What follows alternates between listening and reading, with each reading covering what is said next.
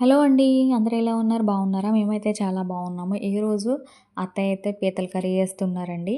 ఎలా చేస్తారో చూపిస్తాను చూసేయండి. ఇంకా మా హస్బెండ్ అయితే నిన్నైతే బయటికి వెళ్లారు. ఇంకా వస్తూ అయితే పీతలనైతే తీసుకొచ్చారు. పీతలనైతే నీట్‌గా పసుపేసి అయితే కడిగేసుకోవాలి. కడిగేసుకున్న తర్వాత స్టవ్ అయితే వెలిగించుకొని కడాయి పెట్టుకోవాలి. కడాయి పెట్టుకున్నాక ఉల్లిపాయ, పచ్చిమిర్చి, టమాటా ముక్కలైతే చిన్నగా కట్ చేసుకొని అయితే వేసుకోవాలి. అత్తయ్య అయితే నాన్ వెజ్ కర్రీస్ చాలా బాగా చేస్తారండి. ఇంకా అత్తయ్య చేస్తున్నారు. ఇంకా నేనైతే వీడియో తీస్తున్నాను. ఇంకా వేసిన తర్వాత ఉప్పు కూడా అయితే యాడ్ చేసేస్తున్నారు.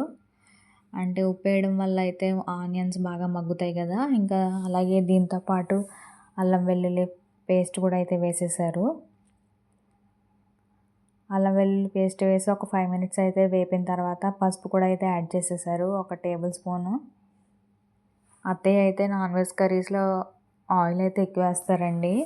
ఇంకా ఈ పీతల కూరకి ఏంటంటే మెయిన్ టేస్ట్ వచ్చేది వంకాయలండి. వంకాయ ఏసుకుంటే అదిరిపోద్దండి. అసలు చెప్పక్కర్లొద్దు. టేస్ట్ అయితే వేరే లెవెల్ ఉంటుంది. ఒకసారి మీరు కూడా ట్రై చేయండి. ఇంకా వంకాయలైతే వేసి తెల్ల వంకాయలు బాగా అయితే మగ్గించేసుకోవాలి. ఇంకా కొంచెం కొత్తిమీర కూడా అయితే వేసేసుకోవాలి.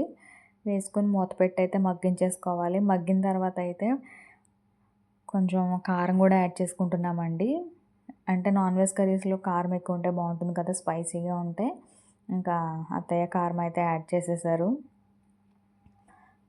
కారం అయితే వేసేసి వేపిన తర్వాత ముందుగా కడిగి పెట్టుకున్న పీతలను అయితే వేసేస్తున్నారండి. ఒక్కసారి అయితే వేసుకున్న తర్వాత బాగా అయితే కలిపేసుకోవాలి. మొత్తం కారం అవన్నీ పీతలకి పట్టాలి కదా! సో, ఇంక కలిపేసుకున్న తర్వాత దీనికి సరిపడగా వాటర్ అయితే కూడా యాడ్ చేసేసారు. ఇంకా యాడ్ చేసేసి ఒక మూత పెట్టి అయితే ఒక 10-15 మినిట్స్ అయితే ఉడికించుకోవాలి. ఇంకా చూసారు కదా! ఉడికిన తర్వాత అయితే దగ్గర పడిన తర్వాత గరం మసాలా అయితే యాడ్ చేసేసుకోవాలి. గరం మసాలా అయితే వేసుకున్న తర్వాత బాగా అయితే కలిపేసుకుంటున్నాం కదా! ఫైనల్‌గా అయితే కొత్తిమీర అయితే వేసుకొని స్టవ్ ఆపేసుకోవడమే. ఎంతో టేస్టీగా ఉండే పీతల కర్రీ అయితే రెడీ. ఒకసారి ఇలా ట్రై చేయండి మీరు కూడా. Thank you for watching.